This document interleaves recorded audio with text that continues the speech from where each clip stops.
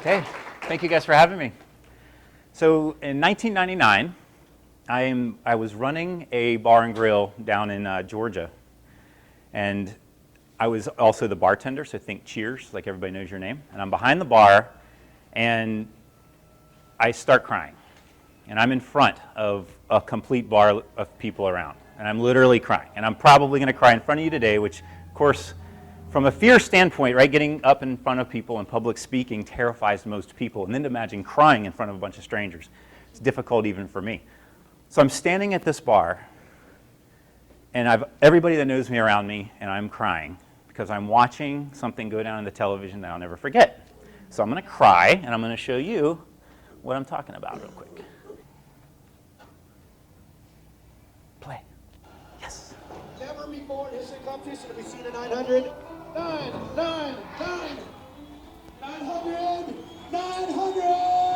Oh! You guys want to see the 900? Tony was either gonna make it or kill himself trying it. 900 with him is 10 years beat. Buying it so many times, I started to feel like this could be the ultimate disappointment, if I just can't do it. So that's why I was willing to just stick it at any cost, if it meant that I was going to get taken out and taken to the hospital. So be it, it was worth the effort. I think it was a conscious decision, like, okay, everybody stop skating, let Tony try and make this. We all just wanted to get behind him and see him do it. Tony Hawk! Tony! Hawk! 900!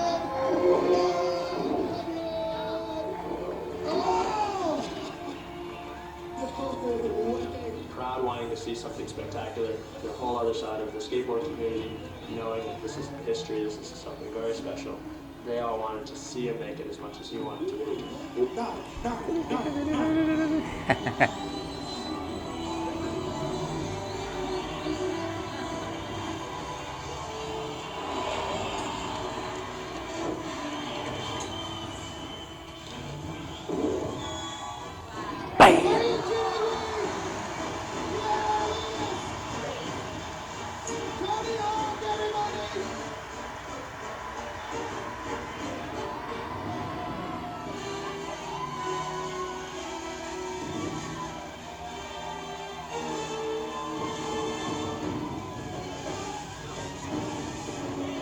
More for you people, I would never make that. Thank you. Thank you, this is the best day of my life. I swear to God. Wow. Oh, sorry. So, I held it together. This, for me, is moving mountains. Not that I can skateboard like this, but the feeling, the look in his face, that feeling that you get when you've done something absolutely amazing beyond your ability, right? You've gotten married, had a kid, got a job, ran your first marathon, crossed the finish line. It doesn't matter what it is. When it comes down to that feeling, we all can have it. We all can feel it. Again, it's been 20 years since I saw that go down in that bar, and I'm still, like, I was making this presentation, and I couldn't hold it together. And I realized, like, when it comes down to moving mountains, that's really what we need first to do for ourselves, to give us that feeling, to give us something that in the morning we wake up and we go, I have this one thing that I'm really trying to accomplish with my life, whether it be leave a legacy or do a 900. And then the other thing, now that you've got that goal, and you know how hard you're going to work towards that goal, what that does is allow you to help other people set big goals. And not only set big goals, but get to the outcome that they're looking for, right? He didn't just set a goal of doing a 900. He actually did set a goal. He had 10 tricks he wanted to do, basically, before he died. This was the last one because it was the most difficult. It was so difficult that I think it took 5 more years for another skater to pull that off. So he not only set the goal, but he also achieved that outcome. And to me, that kind of galvanized what I'm going to try to get across to you guys today. So 26 days from now, Andrea and I are going to do the hardest thing, at least that I've ever done in my life. The equivalent of my 900. Andrea's done much more cool things than I have. But when it comes down to this, I am in that, I'm feeling like Tony Hawk did, knowing he's going into the X Games, knowing he's going to try this hardest trick that's never been done, knowing he's probably going to fail, but why not just try? Why not just practice and train and set a goal that seems way too big to accomplish and just see what happens, right? Get outside your comfort zone. So this is Africa, Madagascar. This is a little island called Mauritius. And then this is a tiny little island called Rodriguez. So my favorite sport today, I used to skateboard most of my life. I still do, but I'm not crazy like that anymore. I've actually skated with Tony Hawk before too, which was kind of fun. But nowadays it's called adventure racing. And what this is you get you and a handful of friends, usually 3 or 4, usually a co-ed team, and we do this race. Our favorite is more than 24 hours. So, of course, there's the little races that you do to practice, but the big races are anything from 24 hours to 6 days or 10 days, and you're always mountain biking, trekking, paddling, and navigating or orienteering, right? You're using map and compass. There's no Google, there's no cell phone. You are on your own, you against Mother Nature, okay? People kid around, they say, do you ever do Naked and Afraid? You watch that show? And I'm like, no, I don't have television. Can I just be naked and not afraid? You know. So luckily in adventure racing we do keep our clothes on. But it's not like those Spartan races and the Tough Mudders where you're up against obstacles. This is really just you versus Mother Nature. And so we joined, we do these races, they're the World Series races. They're always really long and really hard. And so we're going to Rodriguez. We're getting on the airplane, I think, on the 26th of next month to go to Expedition Africa. Here's a zoom in. There's Madagascar, Reunion, Mauritius, and Rodriguez. 350 miles from the nearest land. There's the actual island itself. This is about 8 kilometers by 18 kilometers. There's like 30,000 people that live on this island, which is like 1/3 the size of Lynchburg, Virginia. You know, it's like really small. And basically, we're going to have a little boat that they give us, like a little fiberglass boat, and we're going to basically be going around this island and all these little islands all the way around, finding checkpoints and mountain biking and rock climbing and caving and swimming, snorkeling. Just about everything an REI has on the shelf, we have to do that sport during this race. The course is open for a total of 6 days. So we're going to race non-stop for 6 days. There's no tent. There's no pillow. You have to self-support, so all your own food, all your own gear. The race director doesn't give you anything. If you want water, you either filter it or buy it. You want food, you either brought it on the airplane or you sourced it around the island, which we have no idea what food's going to be available. There are no McDonald's and all that stuff. You're like, these are like little vendors with a wheelbarrow with apples, and there's your food, you know. It's going to be hard. Literally, I mean, we've done a 4-day race in Belize. We did a 3.5-day race in Bend, Oregon. We crossed Florida for 3 days recently.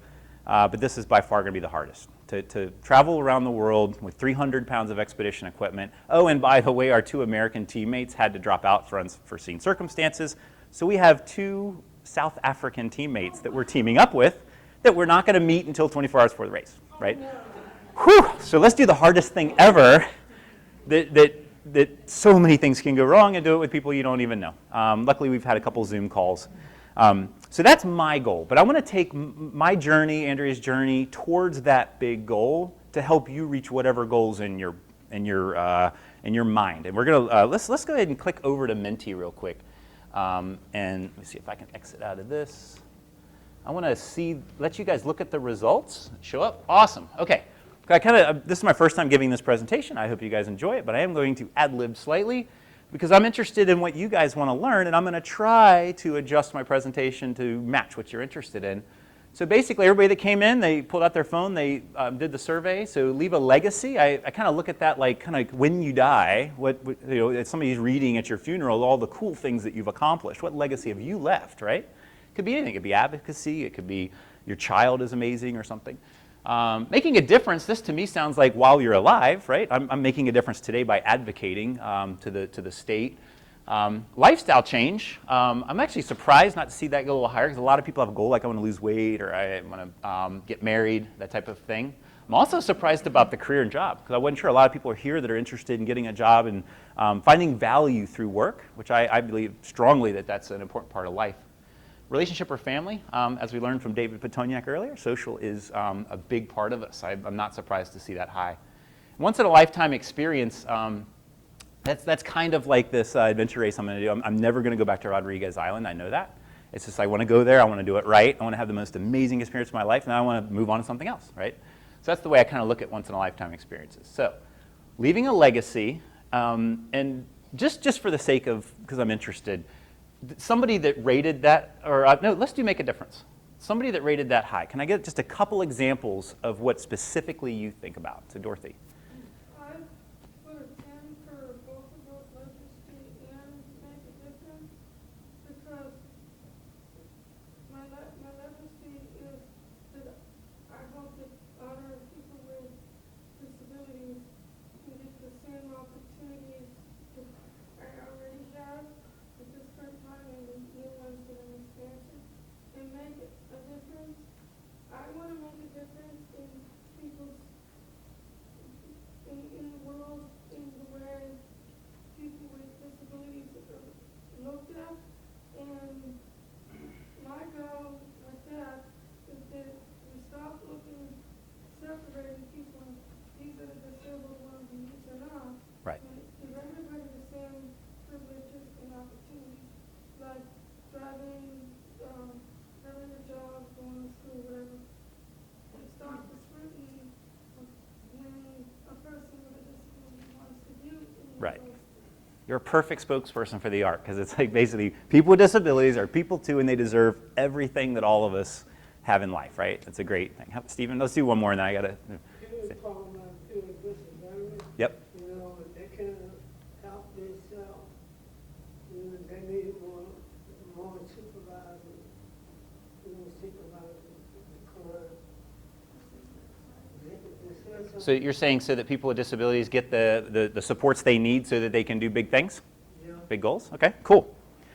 So that's what I'm going to try to do today is I want you to find what's going to give you that emotion? What's going to bring tears to your eyes 20 years later when you or somebody you love has accomplished what they set out to accomplish, no matter how hard it is? How are we going to make that happen? So I'm sure many of you have seen Simon Sinek speak, right? He's got that YouTube called Find Your Why. So I believe you should start with why. Now this is my dad, and we are visiting Da Nang, which is in Vietnam. And my dad was a Vietnam helicopter pilot in the Vietnam War, or conflict, right? He was one of the first people that flew Hueys when Hueys were a thing in the very beginning of the war. And he was right on the front lines up against North Vietnam. Now he was early in the war, so it wasn't as bad as it got after he had deployed. But one of the big goals that I had was I would like to go with my dad to Vietnam and experience him experiencing the amazing things that he did. And his stories were just amazing. He should be up here speaking, not me. But one thing that I learned from this is something that I believe applies directly to you guys, both if you're going to set goals for yourself or you have somebody set them for you. My dad, his whole life, lived a career of government service.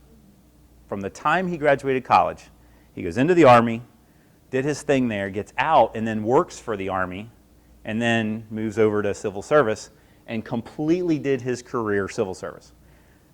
He even got out of that and then goes into private contractor that does civil service, right? Basically got a promotion with a new company and still sat in the same desk, just making more money. That's how the government works, kind of weird. So that's his perspective, okay? Now, if I would have followed my dad's wishes, I would have probably a nice big house with the white picket fence, a handful of kids. He wants grandkids. I'd have a wife.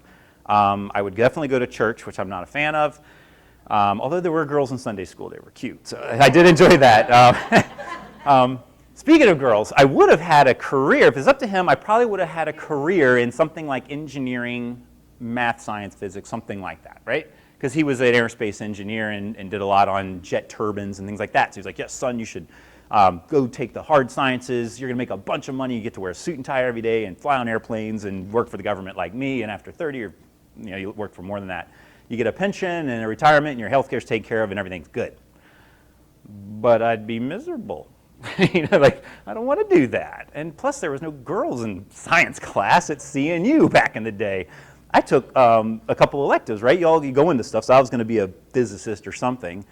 And then I realized I had to take these electives, and I went into psychology, which at CNU, all of the education majors had to take psychology for some reason. So I end up in this class where I'm like one of 5 guys and the rest of them are girls. And I was like, I want to be a psychologist. this is what I need to, all the teachers spoke English. I could understand them. On the science side, one guy was Chinese, one lady was German. I couldn't understand a thing. I'm trying to understand physics and algebra. No, this isn't going to work. So against my dad's wishes, I became a psychologist, which is great for our field, right? Still surrounded by women, so this is awesome. Primarily Andrea, Okay, so what I wanted you to learn from this is a conversation I had with him last weekend. And I'd spent so much time with him in Da Nang, it was like 10 days. I think we got a much deeper bond, and maybe he's willing to share some stuff that he hadn't shared before. But he literally said something along the lines, I wish I would have quoted him, I regret that I raised you so independent, right? And just like Kathy said earlier, it's like, what do you mean by that? And so I kind of asked, I even called him later, like, what do you mean by that? And he said, well, when you're a kid, I had you doing adult things just right out of the get-go. And I'm talking, hey, son, go get me some wood for the fire. And I'm backing a trailer on that type of thing. Like I'm a little kid and I'm backing a trailer. Big 1,000-pound trailer. He let me drive way too early. I mean, driving around the neighborhood, I could barely touch the pedals. It's like the things I did he got me a go-kart, like when I was a really young kid. And I mean, I had this go-kart like 20 miles from my house. I was all over the place and running from the cops and crossing roads, and this is terrible. And so it's like the way he raised me caused this person that just has zero fear of anything. I had confidence in, sometimes you get hurt and you just get up and you shake it off and you keep going. He even said, because he traveled so much, the Cats in the Cradle song, which is really tough song, right? Because sometimes you're on the kid part, sometimes you're the adult, and so now we're into the other thing where I'm too busy and my dad's got unlimited time, and he's like wanting to talk all the time. But he would travel. He's got this little kid with him, like let's say 5 or 4, something really young. He'd literally just go to a new city and drop me off at a child care place, and come back and get me after work, right? Brand new child care place, and I'm fine, just no problem. Kid goes in, no problem. Which is weird, right? And his kids are like, oh, I don't know anybody and all that. So he regretted it.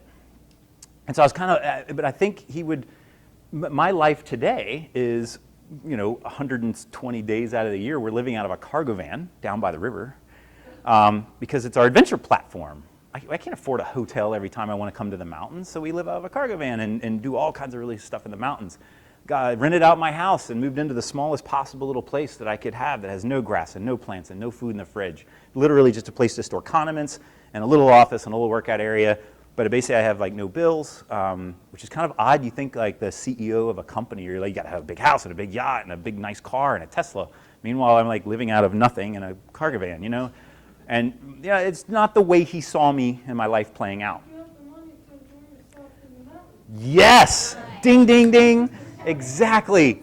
And if I had the Tesla and the house and the grass and the Labrador and the church responsibilities and all that stuff, I wouldn't be able to get in my van and go to the mountains and do what I need to do, which is feel outdoors. I'm an outdoorsy person. Ed also said it earlier. Ed Turner the other day, he got the award, which is amazing. And if you listen to him, the first thing out of his mouth is don't do what everybody tells you to do. Be yourself. Do your own thing. Your goals are your goals. If I would have done my dad's goals, if my dad wrote my ISP, I'd be miserable, right? So just like what Ed said, figure out the why, and ask 5 times, whatever your why is. I want to be an advocate. Well, why? What type of advocacy? Is it for work or is it for living? Well, if it's for living. Okay, if it's living, is it about relationships or is it about, you can keep asking why to get to that one thing that can put that feeling in your heart that you've accomplished something amazing once it's been done. Let's see. Let's go to the next one. Okay, so the big question for you guys, and I put a form on the thing. It's not mandatory to fill it out, but if something I say inspires you, I would recommend writing it down. Only you are going to see it. I'm not going to make you say anything. But when you go through this, one is if you know your why, maybe write it down basically, or if you know what goal, or if you already have a goal, write it in the little block there. what I want you to do is when you leave here, have something that you remember a year from now or 20 years from now, if Tony Hawk was that memorable. So let's talk about what mountains are you going to move. So anybody of any ability can set big goals, right? I mean, yes, I do this adventure racing. I'm very fortunate to have the health and the physical ability to be able to do this stuff because it is really, really hard to like ride your mountain bike for 12 hours straight. But that doesn't, physicality is just only one thing. That's my thing. It's not yours. I'm definitely not saying go do an adventure race because it's suffering to an extent that you don't understand. But the idea is that what is your goal? Think about what difference do you want to make? Do you want to leave a legacy? Or make a difference was the other one that you guys selected. The other thing when you think about your goal, I would challenge you to think about it in two different ways. What's the actual goal itself? For example, I want to do this race in Africa, and it's going to be amazing, but on the day we finish and we're back home again, that's done, right? So it's more of like, don't just have a goal, like be the goal. So adventure racing for me is, I'm an outdoorsy person. The race is just one step in many steps of my life. And so I think of myself as an adventure racer. I think of myself as an outdoorsy person. I think of myself as an athlete, right? Stephen, you got a question? What do you ride a bicycle? You know, I saw you doing that swing. Yep. I'm not doing, not at my age, I'm not doing any flips on mountain bikes. But thanks for the vote of confidence. Yes, they do. That's why I don't do it anymore. So when I believe, in my experience, it's be the goal. It's if you think of yourself as an athlete, then look for athletic goals to set. But once you get to that goal, you're not done. Okay, I've done a marathon. I don't have to do them anymore. I would recommend picking something that you're interested in, that you're not going to stop being interested in, or at least an area of interest. Like I love hiking and biking and kayaking. Adventure racing is just all of those things together at one time. But if I never adventure raced again, I would still ride my bike and go kayaking and go hiking. It's who I am as a person. So I'd recommend setting your goals around who you are as a person. My friend Craig Lucas told me a quote, and he said, basically, who you really are is who you were before shit happened. All of us have had bad things happen, right? Some people have lived in a training center. It forever changed their life. Some people actually had the big house and the car and the wife and the kids and all of that stuff. That's stuff that happened. And people say, well, I can't do adventure racing because of XYZ. So who you are as a person is before all of that. When you were a kid running around, you may have been an artistic kid. You may have been you liked to play piano when you were a kid. Like, before all life messed you up, in whatever way we feel messed up, who were you then? And so if you dig deep on that question, who were you before shit happens, I think that's where you really get down to the goal that will truly bring you joy in your life. Another way to figure out what mountain you would want to move is to think about, do you have a void in your life? Do you feel unfulfilled? You wake up and you're like, I go to work, and I come home and I watch Netflix and I go to bed and I wake up and go to work again. You know, do you feel just generally life is this everlasting grind of nothingness, that you haven't achieved anything, that there's no thing that you're looking forward to? So then think, okay, so what is something that I can put on the calendar that I could do, or a group I want to get involved with? If you go down like the social aspect, if like I don't have enough friends in my life, maybe you look at meetup.com and find a topic that you're interested in, and get out of your comfort area and go and meet some people who are like-minded in the things that you're interested in. But look for that void if you feel a void, and maybe setting a big goal in that area will help bring you fulfillment in your life. Let's see if there's anything else. Another thing about goals is start now. Don't like wait until, oh, well, I just have to get this new promotion and then I'll do something amazing. I watch a lot of financial stuff because as a owner of a big company, if the money stops, the whole thing falls apart. The house cards falls, and just really bad stuff happens, and I'm terrified of that. So I'm constantly watching the market and paying attention because I don't want to be a company that fails. So Warren Buffett's one of my kind of inspirations. He's one of the richest people in the world. He's pretty old right now. I think he's in the high 80s. Owns a company called Berkshire Hathaway, which is a company that owns other companies. But he's known to be one of the most brilliant investors forever. Like he's always been good and one of the best. But he did a presentation, I think it was with Bill Gates, in front of a bunch of students. And he said something, and I immediately was like, I've got to write that down. That's the most profound thing I've ever said. One day I'm going to use it in a speech at the art conference.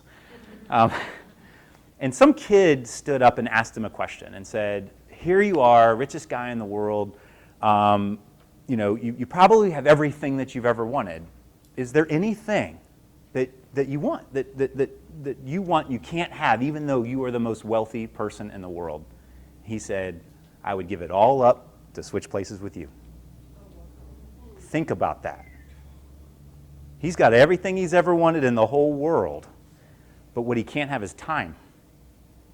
That kid had youth and time, probably another 80 years given technology.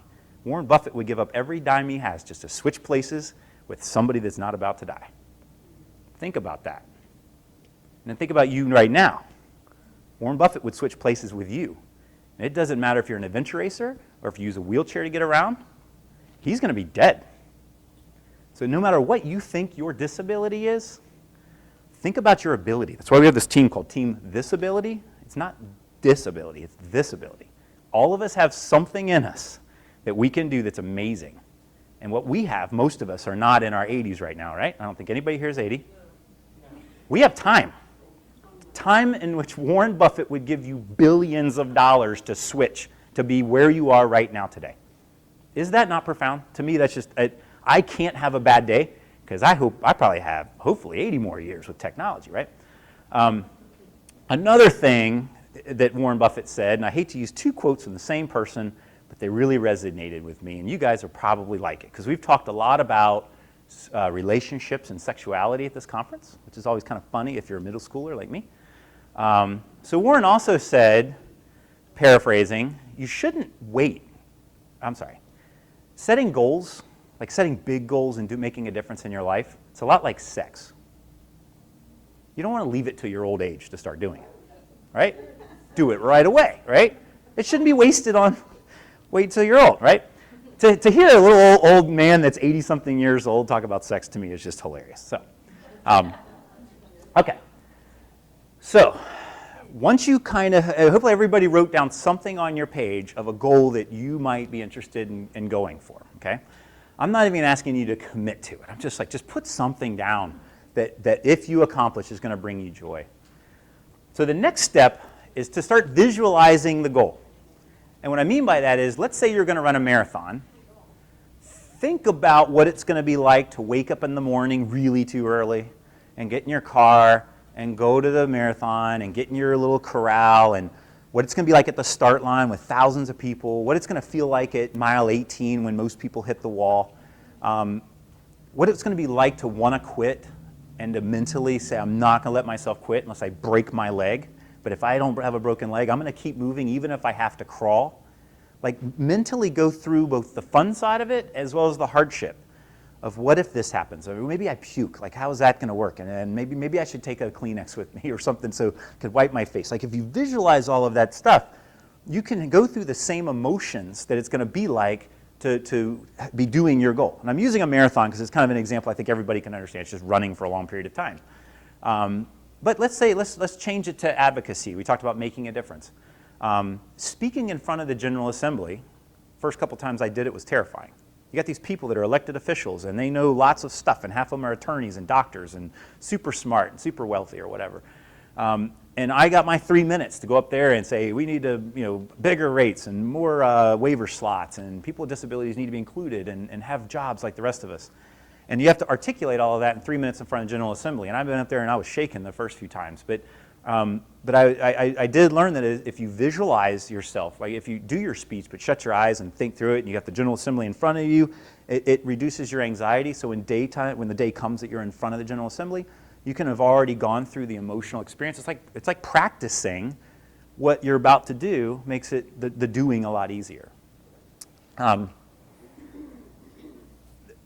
something David Petoniak said earlier that really resonated with me is he said the body performs a lot higher when there's a level of anxiety, right? But he also said too much anxiety causes the body not to perform properly, which I realized like that's exactly why I visualize most of the things I do, especially if it's dangerous. Like Stephen was talking about doing flips on a mountain bike. I used to do flips on a wakeboard. Like literally I was a competitive wakeboarder and I would throw myself through the air and spin and do backflips and I'd spin around. I made it up to 540, not a 900 like Tony, but 540 on a wakeboard is pretty hard. And the way I competed is I bought a trampoline and I hung the ski rope up to a tree and I sat there on the trampoline and I would practice doing spins and flips on the trampoline. Getting my mind used to the flip, the rotation, the fear, what happens when you fall and what can go wrong and how to angle the rope properly. I was able to visualize it, so then when I went to go to a competition, I had my routine down, right? Just actually trick by trick, I'd memorize the routine on the trampoline. It doesn't matter what your goal is, but by visualizing that goal, the individual steps, especially the anxiety part, because you don't want to do something and then you crash on that high anxiety part. You want just enough anxiety, right? And visualizing your goal will help you do that.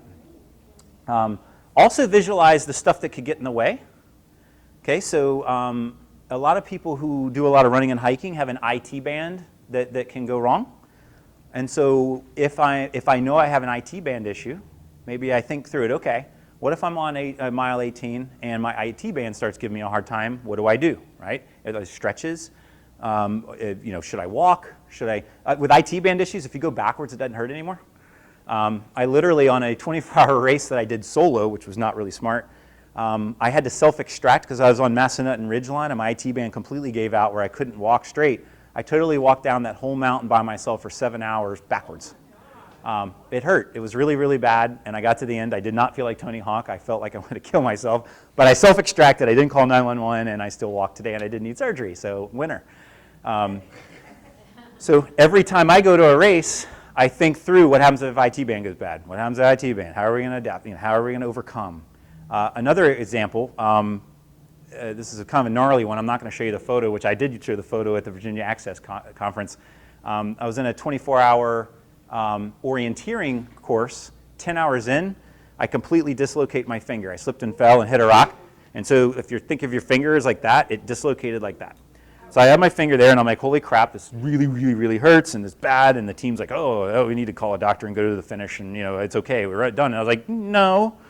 I'm not saying we're going to stop racing. I'm just saying this sucks and it really hurts.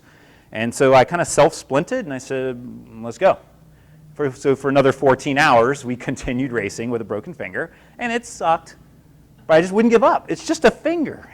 My legs still work. I got a hike and pull. And when I fell down more, because we went all night long and it was raining, and it's really bad. Remember the suffering thing? Like it can get bad. But I had visualized things when it goes wrong, how to overcome. You also look at it and go, yes, it hurts, but it's not stopping me from moving forward. And so you just go through all of this in your head. We came in third place. I was pretty proud of that, and actually waited till Monday to get it fixed, which was not smart either. I don't do smart things, if you figured that out by now. Obviously, yes. But the other thing that I realized, and we're going to get into teams in a minute, a lot about achieving your goal is you can't do it alone. We're social creatures, so big goals take groups. I was training with 3 other people who I was about to do Expedition Oregon with a month later, which is going to be really hard, like 3.5 days, 220 miles crossing the, what are those, the Tetons or something, the Cascades, I don't know, whatever, the big mountains over there. And I knew it was going to be really hard, and I knew this is my one opportunity to train with the team. So am I going to give up? Am I going to quit? And quitting, to me, is like absolutely out of the question unless I'm on my deathbed. And it's just one of my kind of core values is you can't quit. It's just a finger. So again, visualizing both the good as well as the bad is going to really help you achieve goals. All right. This is where it gets hard, okay? And hopefully you guys enjoy the photos. I like to take photos, and most people just throw them on Facebook, and I'm like, all the photos are from my past adventures, and we travel the world a little bit, and so enjoy the photos. But so a lot of adventure racing is mountain biking and paddling. This is a pack raft. So instead of like a kayak where the race director gives you the kayak and then you use it and come back, the race director takes the kayak. No, a pack raft, you carry it with you. So this weighs, I think, about 10 pounds, made by Copapelli. good friends of ours, and so you basically hike for a really long time with this pack raft, and then you get in and you pack raft around a little bit, and then you ball it back up and put it back in your backpack, and then you keep hiking for another 12 hours or so. Really good way for adventure, because no matter where you are, you have a boat, and the paddle breaks into 4 and fits in your pack and everything. But basically the idea is if you're going to achieve a big goal, you can't just like, I want to go run a marathon, walk down to the store, buy shoes, and then start tomorrow, right? That's how you get hurt. That's also how you fail. It's how you suffer. It's how you let your team down. All kinds of bad stuff happens. So when it comes down to it, there's 2 main components here. I guess I'll start with the top right. First, become the expert. Study, study, study. Whatever it is you want to do, right? If it's advocacy at the General Assembly, Google it, YouTube it. How do you make a presentation that will stick to a legislator, right? Can't be too complicated, can't be too simple, it's got to be just right, like only cover 3 points. Catch them in their district. Don't wait until the General Assembly is in session, right? We hear that from the ARC nonstop. Like you get to know them. Have them come visit you at your work and get to know you. Don't wait until they're at the bill time. They're trying to vote and you're passing them in the hallway. That's the worst way to try to get a politician to do something.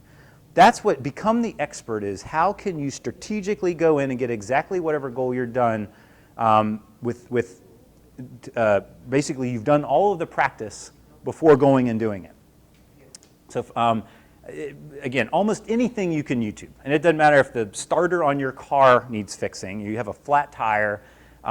If you want to do presentations, there's probably 1,000 presentations, 10,000 on YouTube that says how to give a good presentation, right? Don't do death by bullets. Everybody's seen that? You got bullets and the presenter reads the bullets to you. It's like, that's a rookie mistake. You should watch YouTube and become the expert on presenting and use pretty pictures and 1 or 2 words. Steve Jobs did that, right? The other thing is practice. Not only become the expert, but you got to practice. You actually have to put in the time. Adventure racing, I've got to put in what seems like thousands of hours on the mountain bike, and yes, it makes your butt hurt. And we're carrying a pack, right? So I got to train with a fully loaded pack of roughly 12 pounds so that your butt is used to just being hammered by that terrible death trap. My other bike that I use in races actually has suspension on the back. I specifically bought this bike with no suspension so it would further punish my rear end so that when I get to a race for 6 days, I'm on the suspension bike. I feel like I'm on a Cadillac, right? This thing is like riding a brick, okay? It's not comfortable, it hurts. And so when I get to the race in Africa, I'm going to pull out this mountain bike out of the box. I'm like, feel cushy, suspension, this is so amazing. But the idea is that you practice harder than the goal, right? Hold yourself accountable before you actually execute, and you're going to be a lot more likely to achieve the goal. Okay, so another example of that, I just went to a Navy SEAL leadership training, which that was brutal. It was supposed to be 30 hours, and it ended up being about 28 hours. This was put on by my friend Craig Lucas that I mentioned earlier. And basically it was taking normal people who are not Navy SEALs through some of the training that Navy SEALs go through, but mostly in regards to leadership and communication. They still make us carry around really heavy stuff and roll around in the sand and get cold in the water and woke us up with gunfire in the middle of the night. I mean, it was all the things that Navy SEALs go through. But what they said was, like, very few people get through BUDS. BUDS is the Navy SEAL training that the Navy does. It's a godly number. Like, let's say there's 250 people and maybe 30 make it. Most people quit BUDS. But I'm sitting at lunch with one of the Navy SEALs, and I asked, so when you get out of BUDS, and now you're actually a SEAL out in the field, relative to BUDS, how hard is it? He says 10 times harder than BUDS. BUDS is entry-level BS. Like the stuff we really go through, BUDS should weed out more people because we don't want them to quit when it's real. It was counterintuitive. I was thinking BUDS is the hardest you're ever going to be in. They were like, we're not legally allowed to put people through the hardship that we're signing up to do as a Navy SEAL. It was just like, what? Like it was pretty profound to talk to somebody that was, I'd never talked to a really Navy SEAL like one-to-one that I had a relationship with. It was really an amazing experience. But what the SEALs taught us is also practice, practice, practice.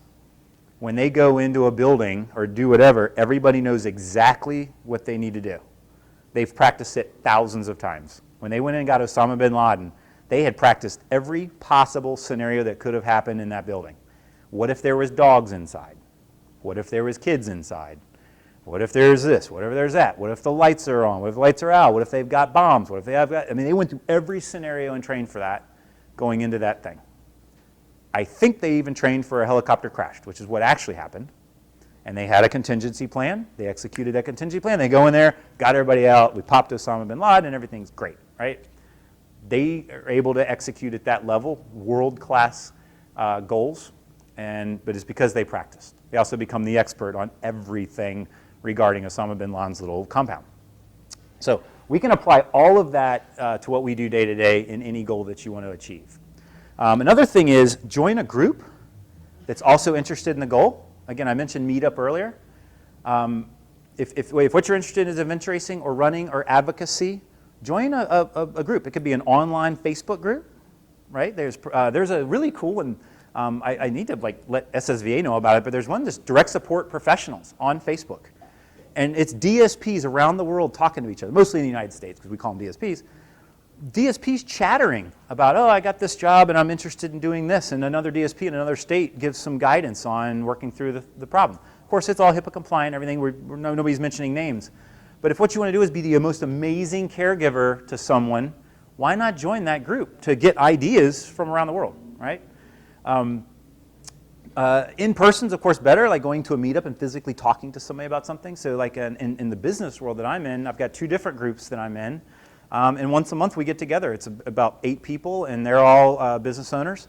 And so as I'm saying, here's a problem I'm trying to achieve, they're able to give me feedback from the eyes of a business owner, right? I can't go to my government dad and say, hey, I got this problem making payroll. He's like, you know, his paychecks always came in. He has never dealt with a payroll problem, never dealt with a Medicaid problem. But I can go before my entrepreneur friends and say, I've got this problem with payroll, and I too have a payroll problem, but this is what happened when the Department of Labor came and audited me, and here's how we got through it. And so I'm able to learn from their experience. So when it comes down to setting big goals and doing big things with your life, surround yourself with people who are there to support you, that are knowledgeable about the topic, and can actually give you experience related to what you want to accomplish. Okay? One more thing. When it comes to adventure racing, but I think it would apply to everywhere else, practice being uncomfortable. Now this is counterintuitive. Most of us, it's hot outside. I want to get a parking spot as close as I can to the door because I don't want to have to walk in the heat. I'm not going to get in the water at the ocean front because it's a little too cold for me. Practice pushing your limits on anything that makes you uncomfortable, right? Public speaking's a little uncomfortable. I'm probably going to cry in the next video. I'm like, you know what? Crying in front of people, whatever. Once you've done it, you're like, well, I've done that before. I didn't die. Let's move forward, right? The more you push your ability to adapt to discomfort, the more your goals can. You'll see the world as you are more able. There's more goals that you're willing to reach. There's more goals that you're even willing to put on the calendar. So like, for example, the marathon goal. If you've never run before, running a marathon probably seems like this crazy thing that it's an amazing accomplishment. But let's say you started walking every day just a little bit, and then after that maybe running a little bit, and just day after day you just increase it by just a few minutes or a few more kilometers or whatever.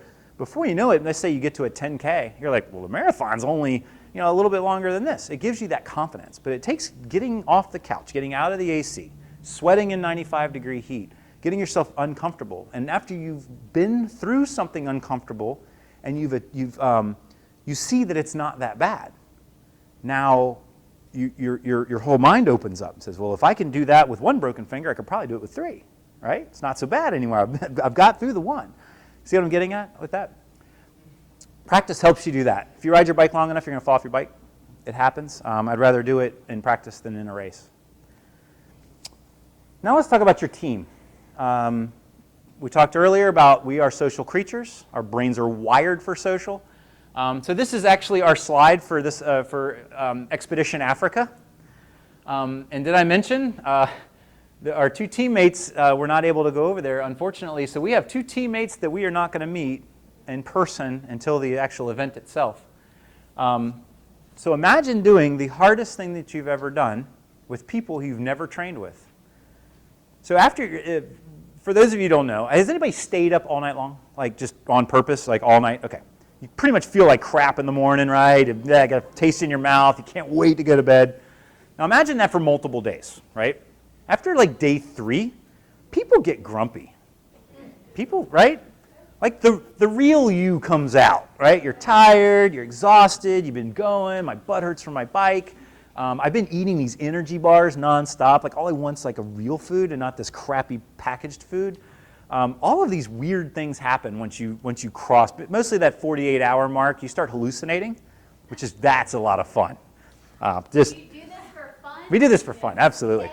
So I'll give you an example of the hallucinations. And you can get good at hallucinating if you practice, but you have to practice. So, and I didn't mean to tell you the story, but this will tell you, I'm going to go back to the team here in a second. So I'm at Expedition Oregon. This is on day 3, I think, or the 3rd night. And I am completely hallucinating like crazy. Like I'm just having the time of my life. It's like watching a movie. So you're hiking along, and you just let yourself go a little bit, and all of a sudden it's like dreamland, and it's like really watching a movie. So I'm up on this ridge line with like no trees, and the stars are out. It's a beautiful night, and my 2 teammates are leading. They're navigating at this point. They're lost, but they're navigating. And all I gotta do is just follow the headlamps. Just keep moving, follow the headlamps, and play in my little dream world. So all of a sudden, I see this barn, like a farmer's barn, and then this is a dream, so you can imagine the farm that I'm looking at. Big red building, right? Metal roof, big like hay and inside, and rusted farm equipment, spiky things, and tractors, and just a normal farm, like all the crap you see on the side of the road when you go to rural Virginia. So I'm walking down this trail, and I'm looking at this farm, and it's just vivid. I mean, I know this is all fake, and my mind's just playing games. And finally, I was like, oh, I gotta get back to, I'm in this race, I'm supposed to be paying attention. So I turn on my light, and boom, it's gone. Just poof, it's gone. And so once you get good at hallucinating, meaning you do a lot of these races, and you kind of start understanding that you can kind of flow in and out of dream world, it's kind of entertaining, it's a lot of fun. So I guess what I was really getting at, because Andrea and I have done this a lot, we've trained together, I know how grumpy she gets, and I'm able to overcome that. I'm just kidding. I had to throw that in there. No, she's not grumpy. I'm just kidding. We've never been with Hank or Jenny, and they don't know each other either. They met on a Zoom call. So we're about to go do the hardest thing we've ever done, and we've never met our teammates. We do know that they've done overnight activities. Jenny actually came in, she was on a team, I think, came in 2nd and 3rd place in past races of Expedition Africa.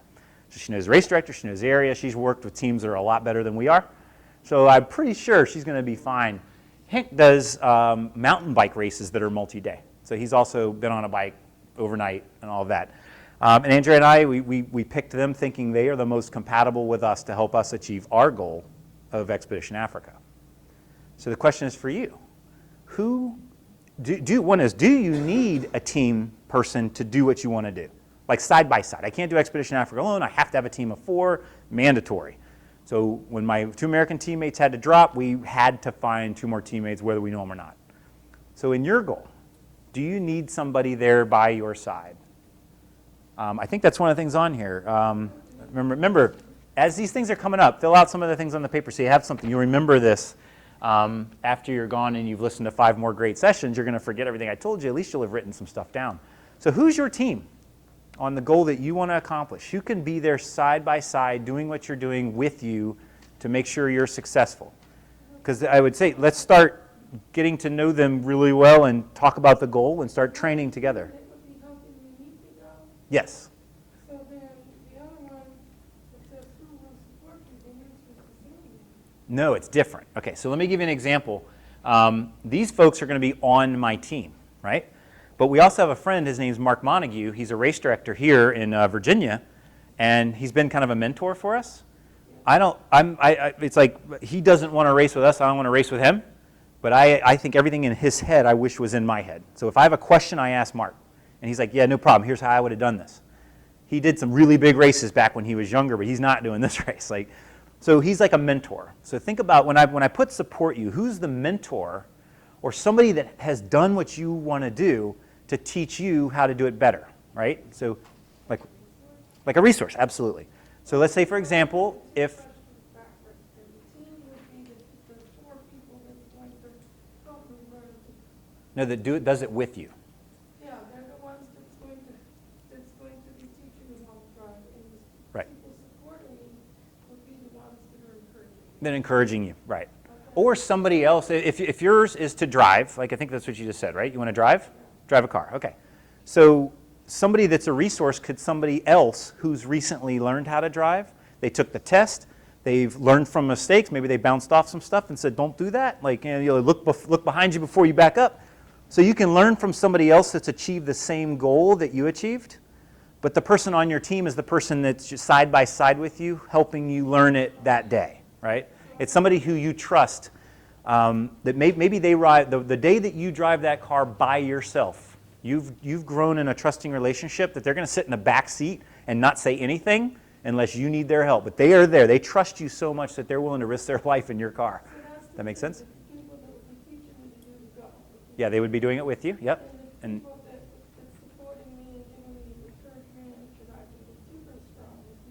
yes, absolutely. Perfect. So one of the other things we learned at the Navy SEAL leadership training is the thing that makes teams go really well is communication. And they taught us this with this tube of water that felt like it weighed 500 pounds.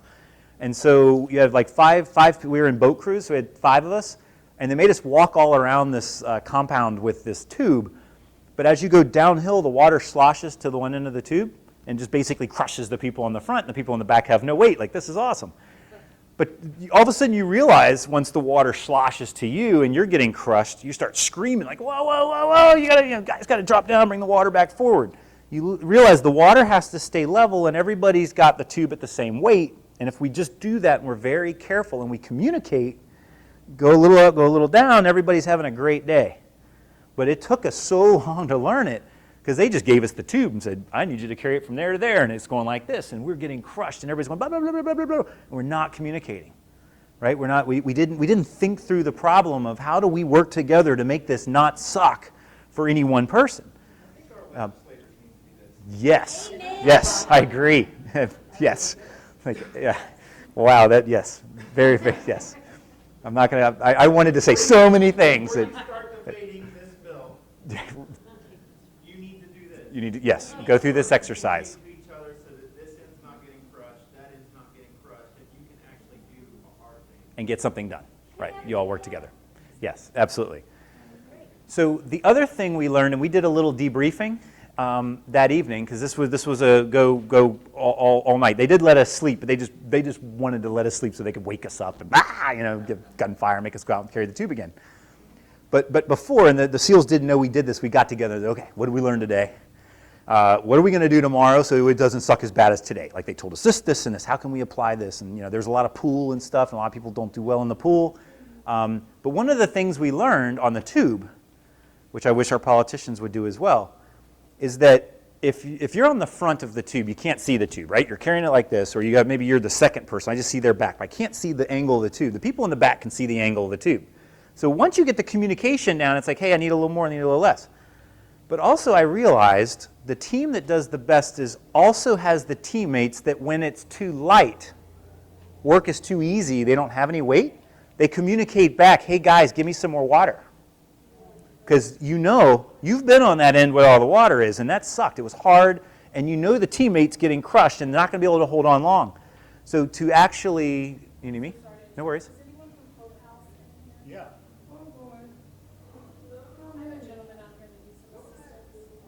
Okay. So one thing we learned, not only do you have to communicate when you're in trouble and you need help, but you also have to communicate with your team when you're feeling strong. When you're like, I don't got any weight, right? How many of us have been at work and we're like, I ain't got nothing, I'm going to play solitaire, right?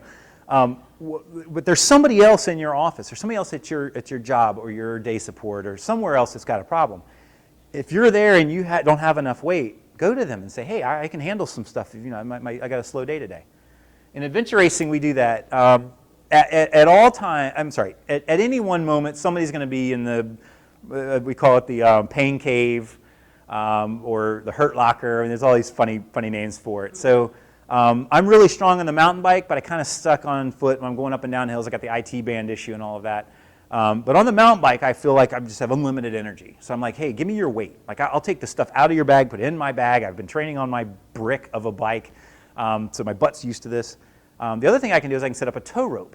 I can actually, it's a dog leash, you know, the thing that, you know, I hook it to the seat with zip ties, and I can hook the dog leash to another biker. If they're really struggling to get up a hill, I can just hand them the dog leash and I can tow them up the hill. It's one of that's the benefit I bring to the group. But in other areas, maybe kayaking and hiking, I'm not so good. Or I'm like, I can't carry the weight right now. I actually need help. Can you carry my weight because my knee's starting to hurt? And when we go downhill is when the IT band really has a problem. So I'm like, hey guys, I need to slow down. Can you take my weight? Maybe I need to pull out my hiking sticks, my adaptive equipment that I can overcome the hike. So you can tow, you can carry weight, you can. You also have some people you stop eating and drinking when you're going through extreme endurance sports.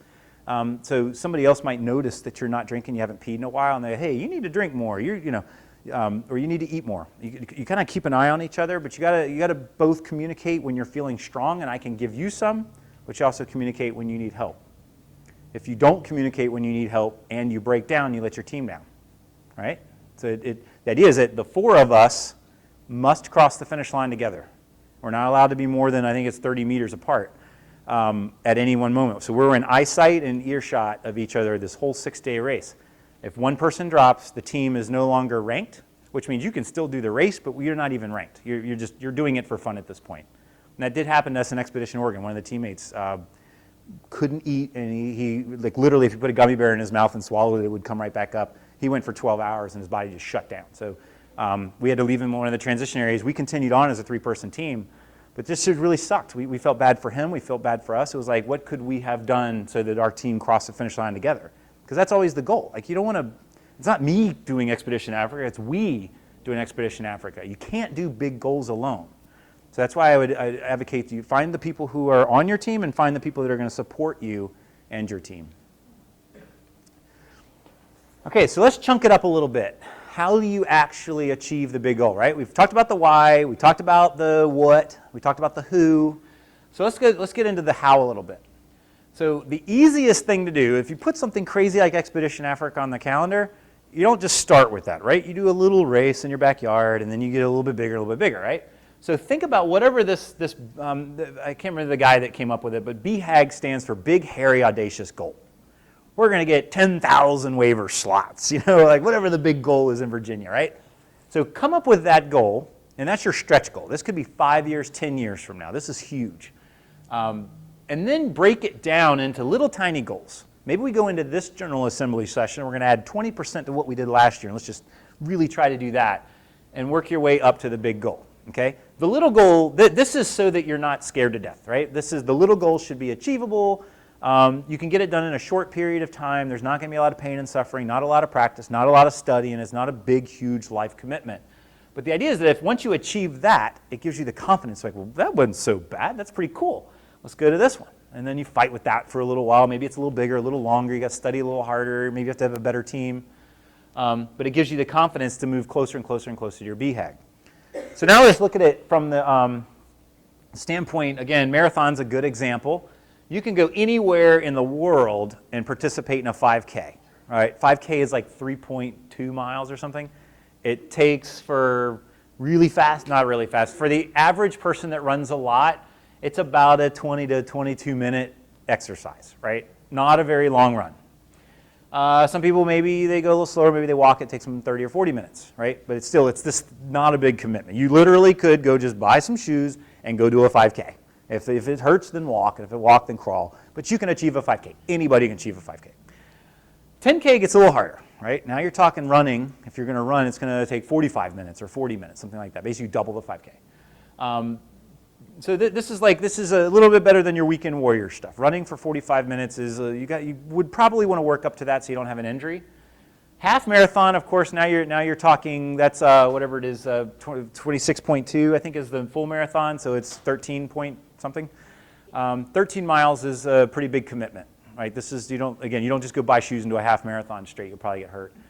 But the idea is that if whatever your goal is, if it was to do a marathon, you want to start and work your way up. And I would recommend doing a lot of these. Do every 5K you can do, or do each of these where you get totally comfortable, where in your sleep you can do a 10K. You don't even need to. You train enough every day that you could do a 10K at a moment's notice, right? Andrea and I's level right now, we pretty much can go into a 48-hour race right now. No training. We train hard enough every single day. that at any moment I can go to a 48-hour race with no doubt that I won't be sore and that we're going to achieve the race and we're probably going to be on the podium, right?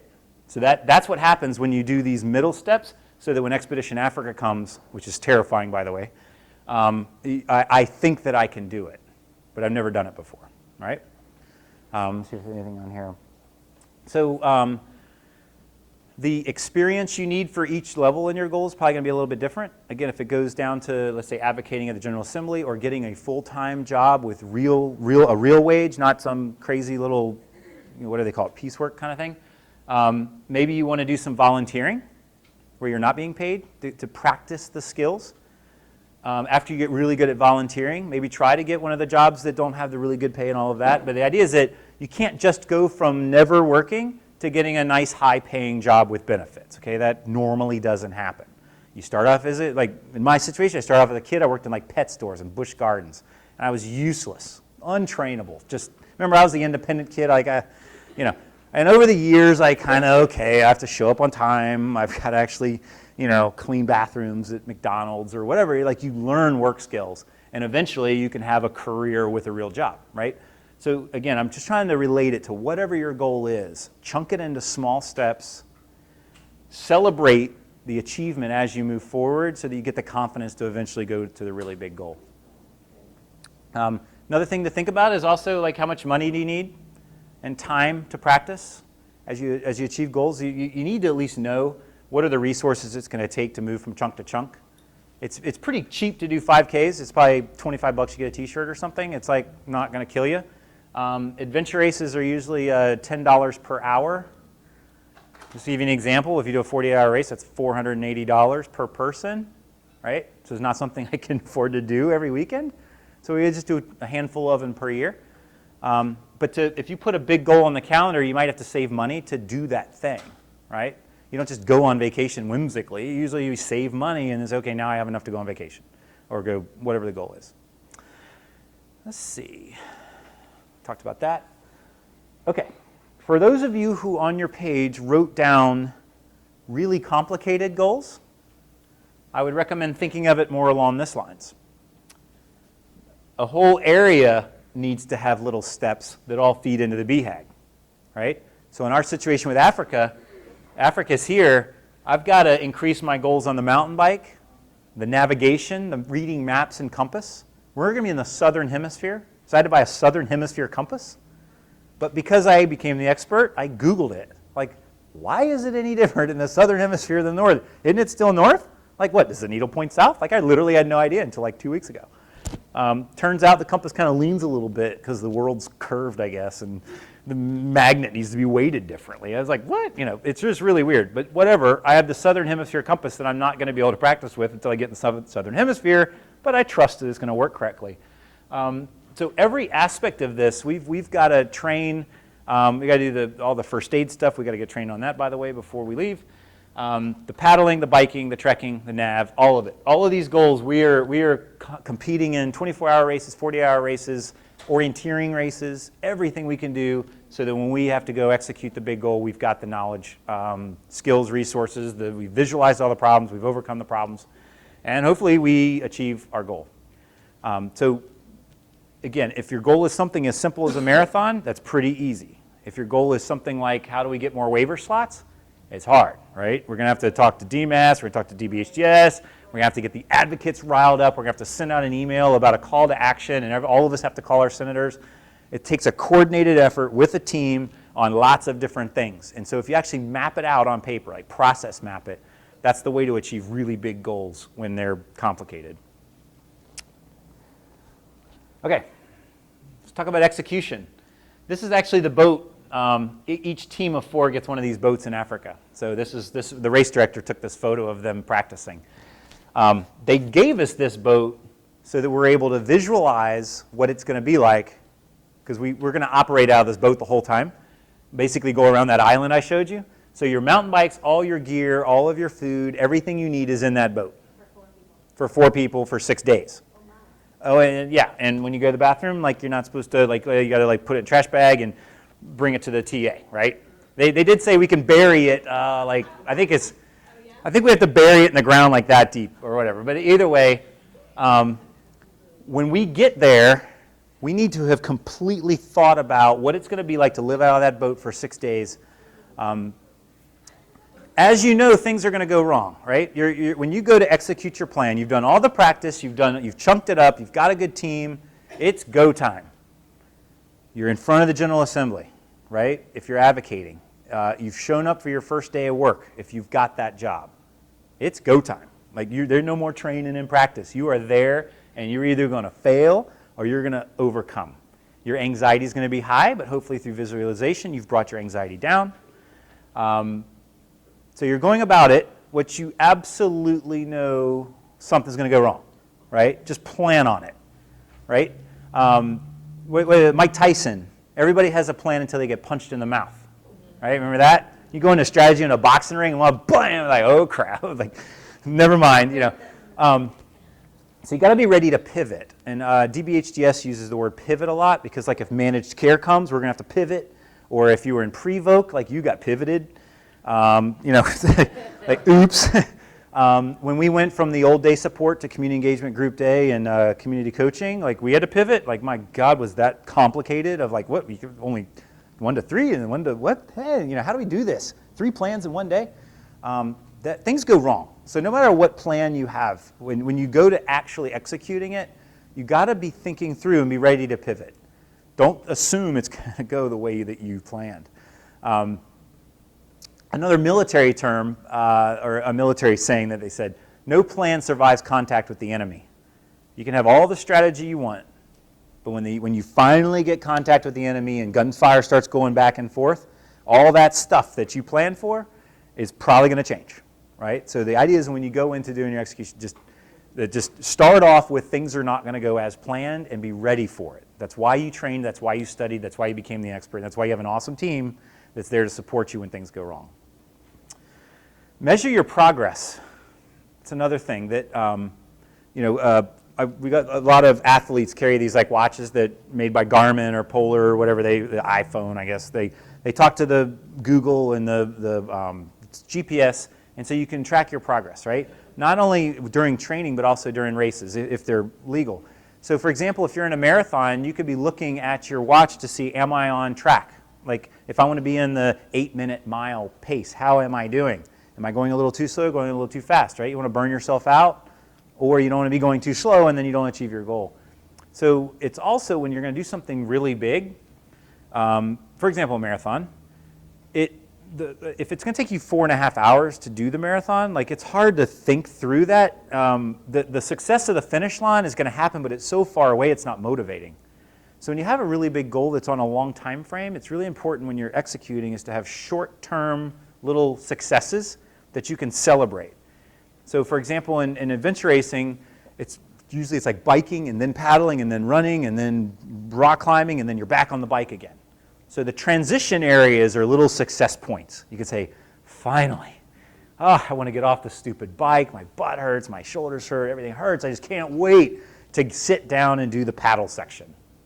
But after 12 hours of paddling, your shoulders hurt from this, your butt hurts, your legs are cramping or whatever. You can't wait to get walking, right? We have these little successes that we can both look forward to, celebrate, and then switch. So when you're in the process of doing whatever that goal is, look at the little successes. So advocacy, it could be talk to this guy, this guy, this guy, this guy. Do a little celebration after you've talked to one person. Say, what went right, what went wrong, like, good job, team, okay, are you ready? Let's talk about how we're going to go in here and talk to this next one, because this one's a Democrat, and that was a Republican, and we got to talk different things, you know? Success, that way it's not just let's go to the General Assembly, right? That's too broad. Have the little successes along the way. Let me see. Another thing, when it comes down to executing your plan, basically all things are temporary. And I mostly am talking about the experience that you're having at any one moment. So for example, if you're in front of the General Assembly and you're absolutely terrified, just realize that the clock is ticking and at some point you're not going to be there anymore. That pain, that anxiety is going to go away. So when I broke my finger, I knew it's just a matter of time before I'm going to get this fixed and it's going to be almost back to normal. I still can't bend it. But all pain and suffering is temporary, and all pleasure is temporary. Humans have a flat line that we tend to go up and down around. So you hear about the people that win the lottery and they're broke later, or their happiness level after winning their lottery spikes for a little while and goes right back down. So you can be rich and miserable just like you can be poor and happy, right? And so that's a really important thing to kind of realize in your life, that I am just as happy living out of a cargo van as I am in a nice hotel. We stayed in the cargo van on the way here because didn't feel like paying for a hotel and we wanted to go adventuring. But now we're in a hotel, right? Our level of happiness didn't change. So you're homeless in one situation and luxury in the other. So the idea is that I realize that happiness and suffering are both temporary because the human brain goes right back to stasis after a very short period of time. So even though you're suffering for 12 hours walking, it ain't that bad. And at some point, you're going to be on the paddle section. You're going to be okay. So just remember that when you're executing. Just be ready for both of those fluctuations. All right, we're getting close to the end. I do want to get you out of here on time. So last but not least, my God, when you do the goal and you've got the face that Tony Hawk was making going, I just did that. Like, it's amazing. We've got 2 billion waiver slots in Virginia. Everybody with disabilities is absolutely included. They all have high-paying jobs, insurance benefits, and everything. Everybody has everything, right? Wow. Celebrate it. Put something on the calendar. Get together. Celebrate. Do the high fives. Talk about your experience with your friends. In racing, we write a race log. We basically say, like, all the things we did right and wrong, and we publish it, and other adventure racers get to watch it. It's just, you did this amazing thing. Take photos, take video, go back and think about it, talk about it. That's what's going to motivate you to do the next big thing, right? You just can't go past the finish line and go, yay, get my medal. Okay, what's next? I mean, you just take that opportunity and celebrate your accomplishment. Okay, so just don't forget to strategically do that. Okay. Can we follow you? Absolutely. We do a thing called dot watching, which means we're going to be carrying GPS trackers. And so if you look at Expedition Africa Lovers on Facebook, they're also going to do, every day they're going to do a live broadcast of all of the teams. Expedition African Lovers? Africa Lovers. Did the thing not? Today is June 27th, 2016, and it is Why is it? 17 years Okay. to the date that I landed my first 900 at the X Games in San Francisco. A lot has happened since then in my life. It's been the craziest roller coaster. So it's 17 years later to the day. So, I'm going to try 900 today. So he's going to try 900. I feel like I can, and I never thought I'd do this at my age. 48 years old.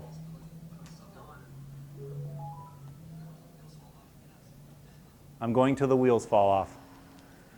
Sorry, I was hoping the sound would play, but come on. There we go, yes.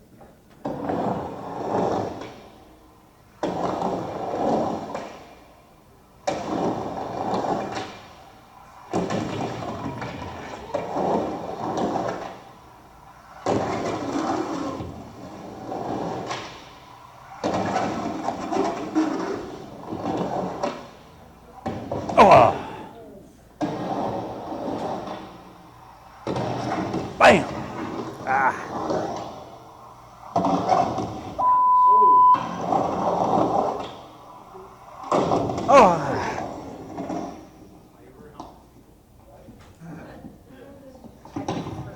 Suffering is temporary.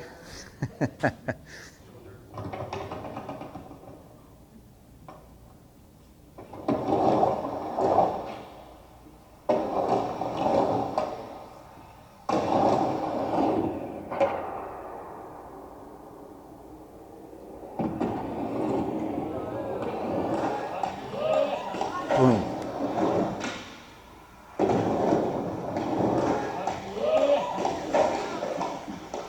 Done.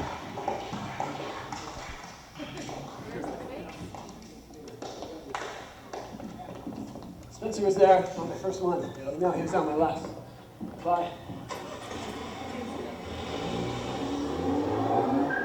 Okay, big goals are hard, but with the right training, it's possible. And one more thing, if you want to learn more, the next session, Andrea is doing everything I've done, I've been doing all of my life. But in 7 years, She learned every one of these skills, going from complete housewife, not outdoorsy person, never rode a bike with gears, doesn't know how to swim, any of this. Her presentation is going to be from her perspective, how to achieve all of everything I've ever accomplished in my whole life, but do it in 7 years, to the point where she's leading our team in the national championships this year, and I can't be there. She is on her own. So please attend her session if you're interested in adding adventure to your life. So thank you for having me. Hey, Chip, thank you so much. Cool, thank you. On behalf of your adoring audience, Appreciate it. we appreciate it. Thank you. Thank you.